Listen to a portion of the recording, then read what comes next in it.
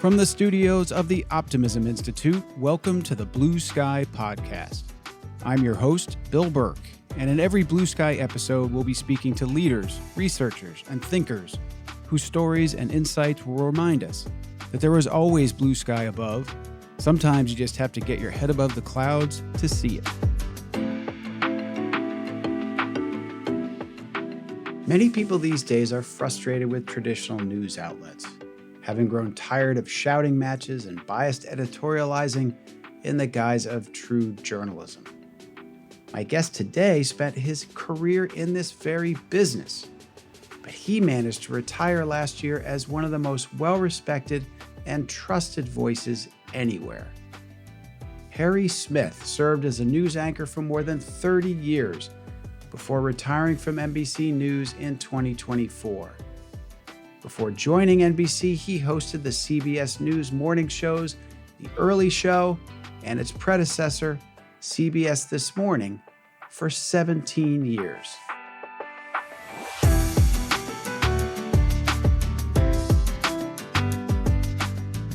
While at CBS, Harry also served as a substitute anchor for the CBS Evening News, Face the Nation, and CBS News Sunday Morning.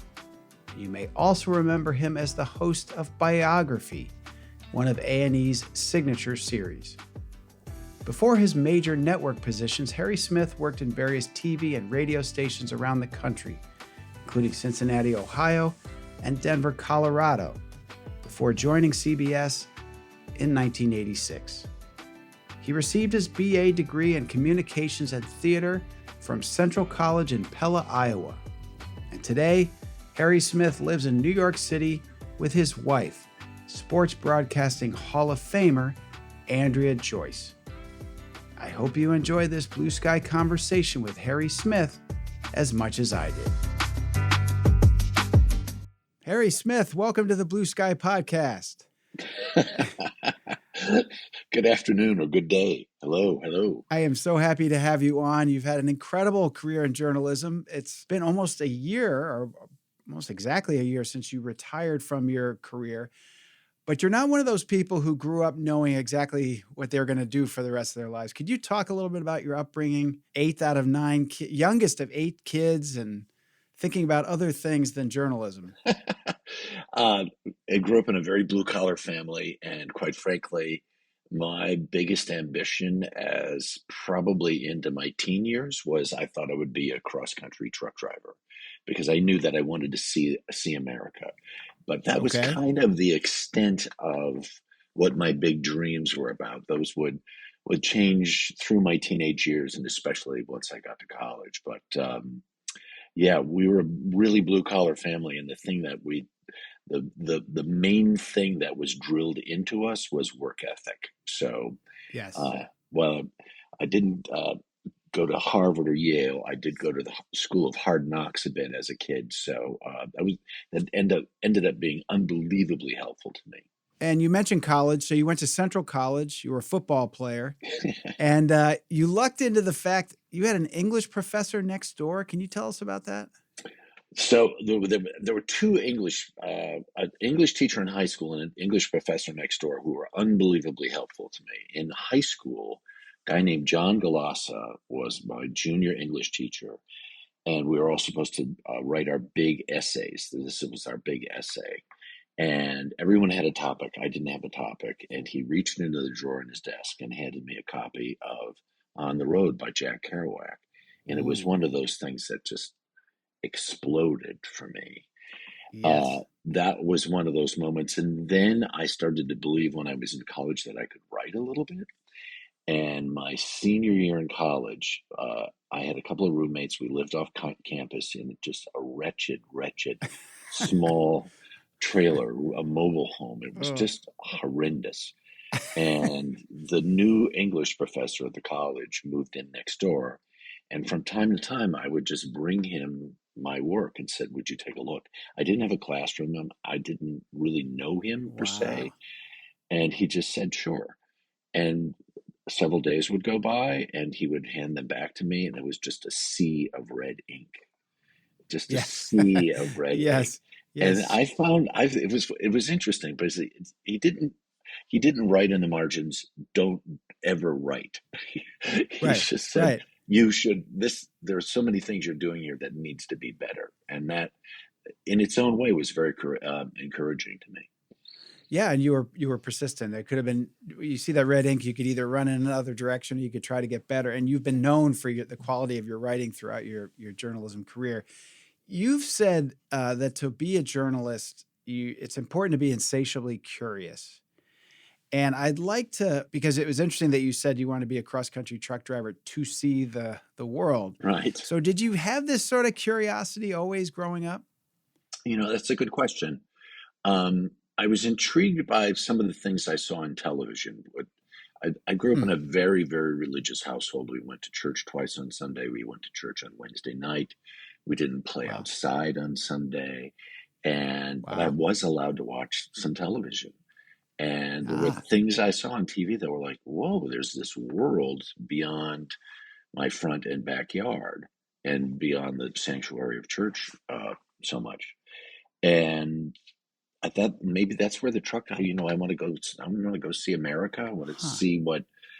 see where Davy Crockett came from. Like Yeah, it yeah. was pretty Right. simplistic, quite frankly. And along the way, I chatted a couple of weeks ago over breakfast, and I was not a good high school student. I think to this day I may have some undiagnosed learning disability. It takes me a long time to read things, but Huh. I really just I, since I didn't do homework, one of my older brothers had sold encyclopedias, and I had a set of encyclopedias in my room. And so instead of doing Oh, homework, I would interesting. sit around reading the encyclopedias every night. Go Wow. And figure. for people listening who are younger than I am and didn't grow up with encyclopedias, I did. They were these books that were kind of like the internet. Um, so Exactly. how what what was your first entree into journalism? Your sort of either your first job and then big break, and how did your career get going? So I worked in radio, and I knew right out of college, and I was a disc jockey, but I tended to do a lot of interviews on the disc jockey show. There wasn't much of a format at the place. It was a very successful station, but not much of a format. And I had a lot of leash to kind of do me. So it was Yeah. through a lot of that interviewing that I did, and really paying attention to the news and reading. I lived in Denver, and this is so many years ago that in order to get this Sunday New York Times, we had to wait for the first plane to come from New York to Denver, Wow. where someone picked up a stack of Sunday Times and brought them to a local bookstore. And so we'd all be sitting around, us New York Times readers in Denver, Yeah, Colorado, yeah. Yeah, waiting yeah. waiting for the New York Times to arrive at about 11:30 on Sunday morning. And then you'd get that big newspaper, you brought it back with you. And that was, it was Wow. interesting. Just different kinds of reading over the years just opened up so many different avenues of interest to me that I'm sure without the reading, I'd never have otherwise. So to your question, so I did a lot of that stuff in radio, and I kept thinking, I Yep. think I could probably do this TV storytelling thing. And I started doing some writing for the local weekly paper in Denver, and did some stuff, did some volunteer work at the public television station, and I finally got a full-time job as a reporter at the CBS station in Denver. I don't know, late '70s, maybe 1980, something Incredible. like that. Yeah. Incredible. And your career, you've had all kinds of different roles, but you're known, and I think you've said that you often like to do stories about people that no one's heard of. Not always, you've interviewed some very famous people, but you also like to do some of the stories off the beaten track. Why do you think that is? Because famous people are pretty rehearsed. They tend to be pretty rehearsed on Yeah. what they say, and it's rare that they get a question they've not heard before. And I honestly, I've been really thinking about this a lot. I think it's those folks who are out there who are not obsessed with what's happening day to day in Washington or New York or Los Angeles. who are the kind of the real glue.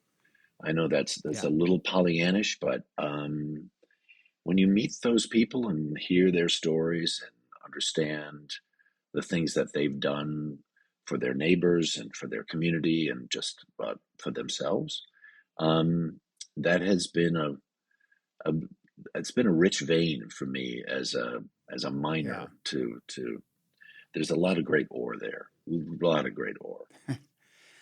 And that's the ore that I think is so often overlooked, and it's one of the things I enjoy about the work I do because you are well known, but a lot of the people I interview are not, and they're doing incredible things in the world that never get much Mm, attention. mm, And they're not doing it for attention too, which is also one of the refreshing things. But I exactly. hadn't thought about that. Yeah, but I hadn't thought about that part too about you're getting this sort of unvarnished version. There aren't three PR people sitting in the room when you're talking to them or handing them their speaking notes. They are just telling it like it is.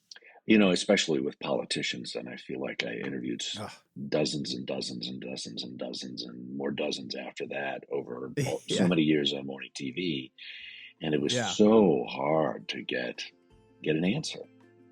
And right. try as you might, it was really successful, frankly.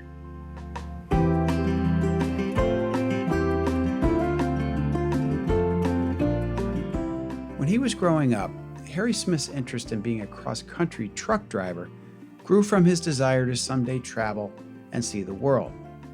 But that career path took some sharp turns after his ability to work hard and his talent as a football player helped him get to Central College. His high school English teacher had lit a flame in Harry when he had him read Kerouac's On the Road. And in college, the next door neighbor's tough love editing of Harry's essays helped him realize that he enjoyed writing and he had a chance to get very good at it. And perhaps it was Harry's humble beginnings in life that led him in his news career to pursue stories from less well known and less well rehearsed subjects. Now, back to our conversation.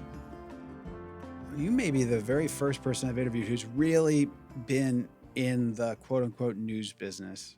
You've been in the proverbial rooms where it happens. And when I talk to people about things that make them pessimistic these days, the big issues the ones that always come up seem to be polarization in society. Hmm. Climate change is a big one. Hmm. And then when you ask them, where do they point the finger of blame? It's almost always the media / social media. There are a lot of people out there who believe that mass media and the news is intentionally, reporting the worst, the stuff to make us angry. What are your thoughts on that? A, is that something that you sort of saw at work? And B, do you think it got worse during the course of your career? Kind of the same. We've always been this way, or it's. Can you reflect on that? Sure. When I was a reporter for CBS News, working for the network in 1986, I was based in Texas, and I'll never forget the first time I was out interviewing somebody in the oil business. The oil business had completely collapsed then because the price really just completely sank. And I had called ahead and said, "We want to talk to you." Da da da da da da. And I show up, and the guy says, "So you work for CBS, huh?" And I said, "Yeah." He says, "That's the communist broadcast system." So Yeah. so when you really kind of look back at things, it's that things rise and fall. There are moments when the media is trusted, certainly during the Red Scare era in the 1950s. You look back at the McCarthy era. I mean, it Yeah. was really easy to belittle the press and demonize the press, Sure. and those things tend to never go away. I think. I mean, Yeah. it's high octane level now, certainly, and Right. there are certain media outlets that just daily demonize us, and you have a president of the United States who really enjoys demonizing the press. So that it's even if people don't think they're paying attention to maybe Yeah. some of the dogma that comes out of different outlets, it seeps through. And yeah, we're a Yeah. good target. We're a good target right now. and have been for years. Have been for years, I think, is important, because one of the reasons I do the work I'm doing now is that I love history. And I think it's a natural tendency to think that we're always living in these unprecedented times. People have never vilified the press like this before. And you just mentioned it, or nattering nabobs of negativity, or these things have been, That's hurled at the Spiro newsmedia. Agnew. That was Yes. Richard Nixon's vice president. Nattering nabobs of negativism is what he said. Yes. And also wildly corrupt. I mean, I've read, right. That's the other thing when people say that, boy, that we have all these corrupt politicians these days. Well, we've seen as bad, if not worse. So given your inclination often to report on people outside of the sort of the mainstream, if you will, did you ever get pushback on that for the reasons we just discussed? Oh, come on, Harry, no one wants to hear about the football coach in Dubuque, or, was that ever a thing that you had to push against? Quite honestly, I helped teach a writing course at NBC News, and I've talked a lot with new hires for years, and mentored all kinds of folks. And one of the things that I talk about sort of internally within the business is the better you are at your job, and the more consistent you are at your job, and your thoroughness, your adaptability, your willingness to work on that Saturday night or that Sunday or whatever, it's all of those things end up building trust. And so when you have trust, you have more latitude. I mean, it's really, it's pretty simple stuff. But in the end of the day, I earned, I guess, in essence, earned the right to do those stories. And I would also, there's a thing called pitching in the news business, and you might have a meeting in the morning and come in and say, well, I want to pitch the story. I saw this story in this paper. I saw this story online, or I saw this thing. And one of the things that I tended to do would always, if I saw something I liked, contact the person wherever they were, call, talk, chat, find out if the character was as good as it appeared to be. I'd like really basically pre-produce the story, so that when I came in to pitch it, all those zillion questions that senior producers would always ask, I'd have answers for. And I'd say, and not only does he have a seeing eye dog that has X-ray vision, he also has a rabbit that can, whatever the other stuff that was there. You would find that out and say, and it's not just this story, but there's more. So that was kind of honestly my technique. It's the old, the harder I work, the luckier I get. You're going to get accepted in the pitch meeting when you've done that extra homework. And if someone thinks, oh, you're going to have trouble running them down. Well, actually, I talked to him yesterday. Yeah. They can't wait for us to come. Yeah, exactly. No, exactly. I think when people observe someone who reaches high heights like you have, there's this assumption, and we've all been supported and had lucky breaks and that sort of thing. But you rarely see people at the top of their profession who don't also put in the work.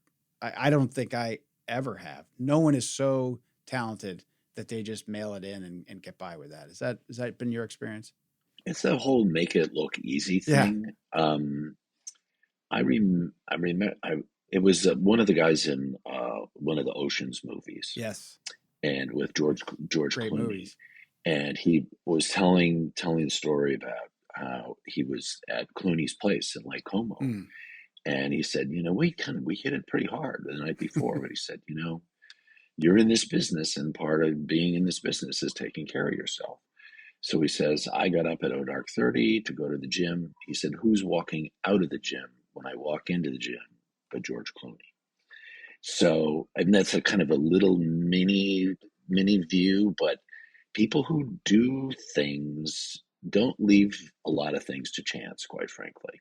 I mean, and people who achieve the levels that you're talking about, they put in the extra time, they put in the extra work, they do their homework. Yeah, and I think in these competitive industries like acting or athletics, or you see these incredibly gifted athletes in the major leagues or the NFL or wherever it is, and they were blessed with more natural talent probably than I ever had, but they all work, or you don't get that far. So good to know that you practice the same thing.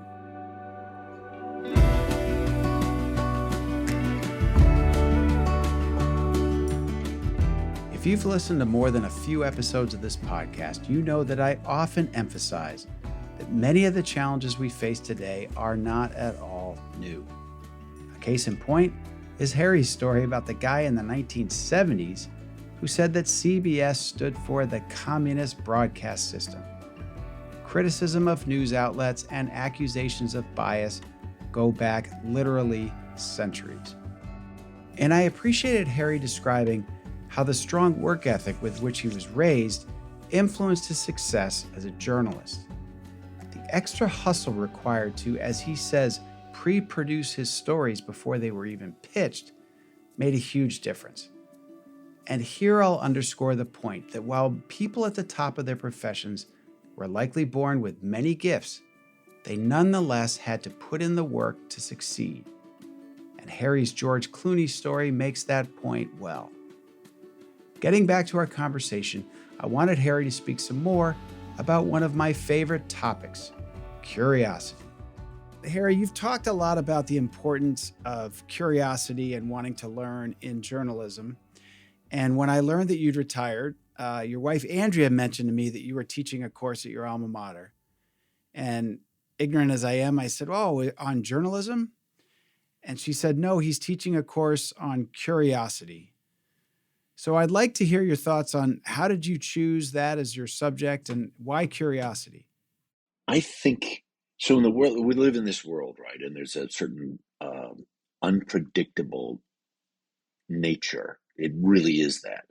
And especially as a as an elder now, as somebody who's 73 years old and has seen a lot, and so many times in our lives, we run into a situation where the thing that we thought was going to happen doesn't happen. Sure.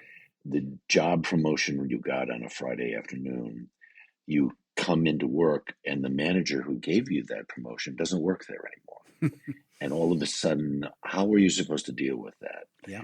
And especially for juniors and seniors in college, this whole notion of going out in the workforce and whatever the optimism is or Yep. pessimism and what have you. Yep. But the fact is, once you're on that, well, as a pal of mine said to my class last fall, he said, one of the things you're going to have to remember is your first job is all about doing all the stuff that no one else wants to do. Exactly.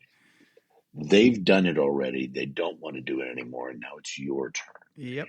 So I think if you bring an attitude of curiosity into your workplace or whatever it is you're up to, your goals, the life that you want to lead, as in the immortal words of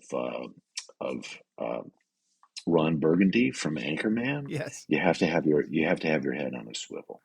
Yes. And if you're the sponge, and a lot of people have written about sponging. Yes. Adam Grant has written really great stuff about being a sponge. And that whole notion of I'm going to soak up everything there is to soak up around here versus this is the lane you're in. This is what I want you to do. Well, the person who really learns what's in the lanes adjacent learns more about the person they're working for, learns more about what the goals of the company are, et cetera, et cetera, et cetera, et cetera. That's the person who's actually going to find their way to more fulfillment. And I think that works in a professional level and it also works in a personal level. Really interesting. And what you're describing and the way I hear it is also kind of the traditional liberal arts approach. And Central College is the school, your alma mater, where you're teaching. And it's a classic small liberal arts school. And I think I saw you said in an interview, I had not seen the statistic that roughly half of college graduates don't wind up working in the field they majored in. Do I have that right? Yeah, exactly right. You'll never work a minute. You'll never work a minute in that. And I have to add one thing because, listen, I've done a lot of research into the idea of curiosity. Yeah. And there a lot of different people say, well, there's 3 different kinds. Some people say there's 5 different kinds. Harvard Business Review had a piece that said there's 5 different kinds. I'd bring it down to 2. Okay. And one is intrinsic, which is I just want to know because I want to know. And the other one is extrinsic, which a lot of people sort of live with every day. And the kids who are in college now, they all have great grades Yeah. because they know what they need to do in order to get the reward, the extrinsic reward, right? Right. Right. So in the end of the day, as we go off into that world, especially as I was trying to talk to college kids, the intrinsic can be just as valuable as the extrinsic. I'm going to learn what I need to learn to do this job here. But what if I just want to know more about what we're trying to achieve here, or Love that. how do we fit in? Well, how do we fit into this bigger universe? So, Love that. Yeah, and I think intrinsic too will also serve you well in your later years, right? I mean, I pick up history books just because I think they sound really interesting. It's not going to help me right, do the job, or right. right. That's the No, way I quite. look And at it. so, and so all of those kinds of things lead to, the potential. In my course, I also talked a lot about mindfulness without meditation. Just the like right now, right? Yep. The planets, our planets of our solar system, are just putting on the most amazing show. Yes. And if you go out tonight and the skies are clear and you look into the western sky, you will see Venus looks like a 737 getting ready to land at LaGuardia. I mean, It's it's really just this bright. big, Yeah. just like, whoa, dude. Yeah. And that's just from having our eyes and ears and our hearts open so that we know what's happening around us. Amazing. And so there are things like that happen. And there was a night the other night we were just outside of town, and I just said, "My God, Orion's belt looks like it's just gonna come falling out of the sky. It's so clear and it's so great. Mars, look at there's Mars is right over there. Oh my, look at that, look at that." And I have an app. I have a couple of Starfinder Yes. apps on my Amazing. phone. They're amazing. Yeah. Boom, right? Yeah. Jupiter's right up there, man. It's so easy to find. Anyway, those kinds of things give you a kind of. I mean, they give me huge amounts of enjoyment. And it took me a while because I'm slow, but on my 50th episode, I interviewed Kelly Corrigan, who you may or may not be familiar with. She's a wonderful writer, and she hosts a show called Kelly Corrigan Wonders. And I said to her, she was my 50th guest. She was my 50th guest. And at that point, I found this commonality among people I interviewed. And it was this sense of curiosity and quote unquote lifelong learning, whether they use those words or not. I thought, gosh, these people are really curious. And I said to Kelly, what's that all about? You've got a show called Kelly Corrigan Wonders. And she didn't try to make me feel stupid, but it had that effect because she said, that's a fundamentally optimistic position to take.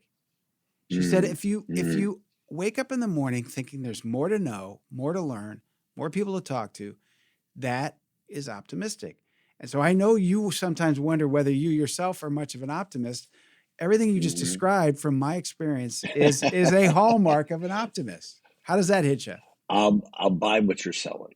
I'll buy what you're Yes. selling, just for the purpose of the podcast. But I was giving this some thought ahead of time, and there are aspects. So, if you're a dour Dutchman like I am, a sour Yes. Calvinist, the world can be pretty bleak. Sure. But I find that there's a kind of self maintenance we can engage in, which includes, like, I rode my bike around Central Park a couple of times today, and I Yep. still ride I'm 73 years old. Yep. My wife hates it, but I ride a racing bike Nice. because I can really get my heart rate up, Yeah. and I It's great live for for you. those endorphins, Yeah. man. I love those endorphins. Yeah. Um, and the stuff that I think there's some discipline and for those of us who didn't sort of pop out of the womb like, hey, how great is this? I agree. um yeah, so when I'm disciplined and do that exercise Yep. and plow through that article that I shoved under the bed the night before to, oh my god, I'm so glad I really read the finish. Yes. um then it's then the pieces can fall into place a little bit better. I think I'm also understanding we're, especially a person like me, at an unbelievable advantage. Sure. I feel like crazy fortunate. Yes. And Thoreau, I think it was, who said most men live lives of quiet desperation. Yep. It's hard to be optimistic Yep. when all you're trying to do is earn a paycheck. Yep. So Yep. yeah. No, that was great perspective. And I'd add too, I think riding your bike or doing something in the outdoors and or looking up at the stars at night sure beats being on social media and wallowing in dysfunction and pessimism. And I think we could all learn a lot from the idea of, there are so many other things to do to recharge your batteries than to wallow in the negativity that's easy to find. This is, and speaking of that, this Yeah. is one of my favorite times of year. Mm. We're coming up on the vernal equinox, Yes. right? Yes. So this is when the sun exactly over the equator. Yep. And so things are warming up. And if you live outside of a city, and if you're in a little bit of a rural area, especially around where we are, there are things called vernal ponds. And vernal ponds are ponds that are not deep enough so that amphibians have any predators. And so these vernal ponds, I mean, honestly, it works like magic on or about the first day of spring, turn into this They crying, are this so crazy, loud. right? They are so loud. We live next door to one up in Maine, and they were so, and it goes on for a while, and they are Yeah. Oh, loud. yeah, yeah. It's a mosh pit. It's a mosh pit for amphibians. It's fantastic. Anyway, I was walking in the area of, up in the hills, up in the northern part of Westchester yesterday, Yep. and I was checking out the vernal ponds, which are about half ice still. Oh, wow. But there were places where water was just gushing down through these streams, and the sound of that alone, Yeah. to just sit still and let that sound just kind of Pretty drink great. into your system. Ooh, that's good medicine. It's pretty great.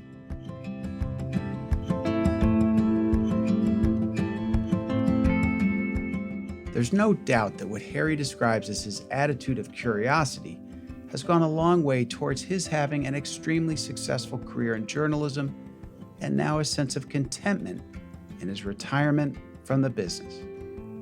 He also cites exercise, reading, gratitude, and an appreciation for nature as being important to him. And taken together, these practices have helped move Harry Smith from his dour Dutchman roots to a life today that could be described as one of, dare I say, optimism? Now, let's get back to the final segment of this Blue Sky conversation with Harry Smith. So let's get back to Central College. I didn't ask, but you've offered twice at year 73. So you're teaching people roughly 50 years younger than you are. Mm-hmm, mm-hmm. And throughout history, one generation looks down on the next and the next, and they're this or they're that, or they're lazy or they're stuck on their phones. What has been your impression of being back around 20-somethings or 18, 19, 20-year-olds? Mm-hmm. Has it made you feel better about our future, better about the world, worse? Where do you come out on that? Well, I don't have scientific evidence to back up what I'm about to say. Okay. But in my little sample group of 25 students, these Gen Zers spend unbelievable numbers of hours every day on their phones, Yes. 8+ hours a day. It's crazy. So I was really there to preach against all of that. Yep. The kinds of experiences that we were going to have in that class don't happen on the internet. Yes. And I found that, they self-selected. They said, but here's what's interesting is no one 20 years old watches network news. Right. So by and large, they had no idea who I was. You're not a celebrity on the Central College campus. Not at all. I'm known. The professors know who you are. They didn't know. Wow. And so it was great for me. I said, so why are you taking the course? And they said, our parents said, if you're teaching a course, we should take it. or our grandparents. Yeah, right. So I had a kind of a blank slate, but I also I disallowed any use of any machinery except a pen or a pencil. Yep. in the classroom, and don't bring your notes on an iPad. Just Yep. I want to see physical evidence. And Nice. then I would walk up to a student in the middle of an answer and put my hand on top of their notes and say, you need to tell me what you really think and what you really Wow. respond to this, as Wow. opposed to, because they can read the material and spit it right back at you. Sure. But this was, my experience with my 25 students in Pella, Iowa, was really not anything like the stereotype of Gen Zers. Yeah. Good. Earnest. Want to make the world a better place. And there were, I don't know if I could go that far, but they certainly warmed to the instruction and Yep. were willing to take some kind of crazy risks. We danced in class a couple of times. Nice. There's scientific evidence that dance is really great at lowering anxiety, so we danced. We did stuff. We did, we went on field trips. We picked apples from a tree that was on, close to campus. And amazingly Fantastic. enough, a number of the students had never picked an apple from a tree before. And some were reluctant to eat an apple that had not gone through the system Yeah. that would end up I, in the grocery I store. can't eat it if it doesn't have a It's sticker on it. right. That's Exactly right. that they are so lucky to have you. Will you go back again next year? That's the plan. That Oh, is the that's plan. great. Amazing. Yeah. And honestly, it did, I think, more for me than it did for them. So I had such a blast doing it. Oh, they're lucky to have you. That's amazing. Well, you shared with me before. I've gotten to know your wife, Andrea, a little bit. And you said, I'm not sure if I'm how optimistic I am, but Andrea is a true Wow. optimist. Tell me about that. Wow. And do you guys sort of, are you yin and yang, and or does a 1 + 1 equal? Help me understand what that's like in a marriage where one doesn't consider themselves quite so optimistic and the other is all about it. All of it is a work in progress. How long have you been married, Harry? Yeah, 35, 6, Okay, 7 well, years, I'd something say like the that. work is going well. Um, it was really interesting because she's not been feeling well the last couple of days, Okay. and as we live in the same neighborhood, Yep. and this massive crane has taken over the street Yes. and has been parked there for several days and is taking huge, gigantic pieces of equipment off of the roof of a building and putting other stuff back up there. It's a wonder. It's a great show. Yes. And the other day she wasn't feeling well, and I said, "My gosh, you should see this crane.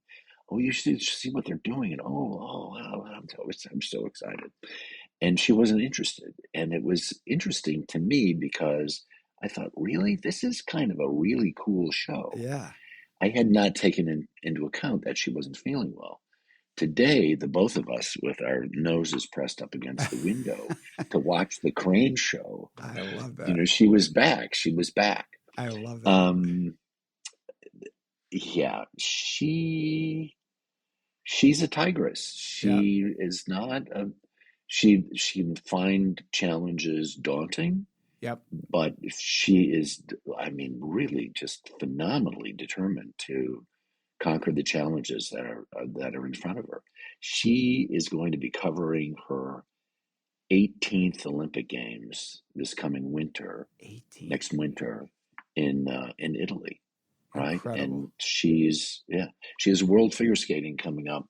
I don't know when this is going to air, but there are the dining room table is filled with legal pads and notes, and there's just it's all over the place. Well, once again, she's good at what she does because she has talent, but also because she prepares.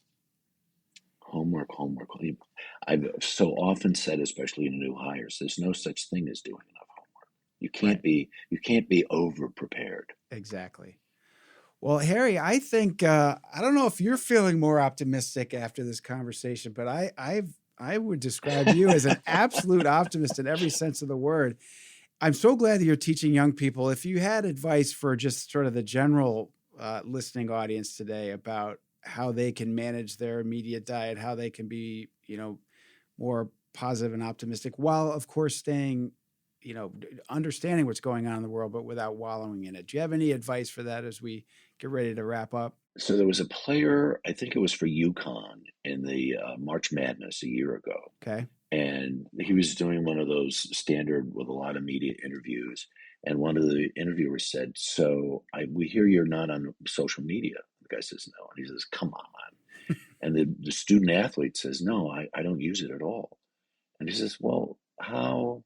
What? What?" He says, and he says his answer was great. He said, "If it's important enough, it will find me." Ooh, Right? I And like that. listen, they didn't go on to ask, "What are you reading and Yeah, yeah. how are you paying attention to this current event or whatever?" And I tend to spend a lot of time. I read the Times, I read the Sure, Wall Street Journal, I read sure. lots of op-ed pages. I love to consume all those things. Yes. But that, and so as a result of that, I was then on something. I don't remember what it was. And I got rid of it. I'm not on social media at all now. Yep. I have zero social media presence. And there's a part of me that would love to post the croaking amphibians from the vernal equinox, but there's Right. another part of me that, like, I don't want to get in social media and be punished for being nice. So, Well, you have given us all kinds of wisdom, and you have given us so much over the course of your career, for which I thank you. And can't thank you enough for. oh, Yes, can please. I say one more thing? Turn off your Yes. television. I mean, if you have a certain person that you would really like, but just to leave a television on a given network nonstop is really, it's not, I really don't think it's good for you. I don't think it's good for you. And just Amen. to hear this drumbeat, be upset or be enlivened by whatever it is you're consuming. But after a while, just that same song, maybe sung in different keys per se, Yes. is I think is counterproductive. Well, coming But from you, no, coming from I'm you, just that an means old a guy. lot. No, you're not just an old guy. You're a wise person who has worked in that industry, and you know the benefits of consuming news, and you know that there can be too much. And I think it's one of the biggest issues we have today. We can blame the news media all we want, but we have the remote control in our hand too. So this is really wise advice, and I can't thank you enough for spending this time with me. I really appreciate it. I'm feeling more optimistic just from our Yes, chat. I So knew it.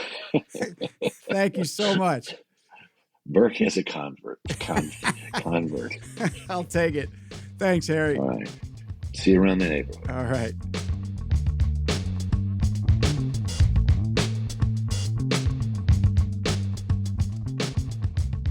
I had to laugh when Harry Smith described that his Central College students enrolled in his class because their parents or grandparents told them to. I know I'd recommend him to my kids if they were studying there.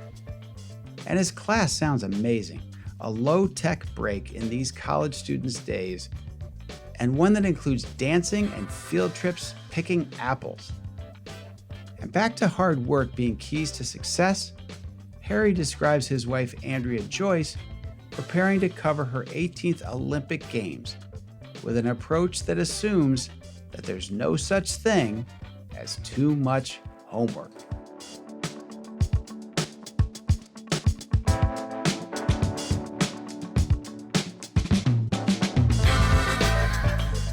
I hope you enjoyed this Blue Sky conversation with legendary broadcaster and now Optimism convert, Harry Smith. Before you go, we'd appreciate you leaving us a rating or review. And to be sure you don't miss any future episodes, subscribe to this podcast and follow the Optimism Institute on social media.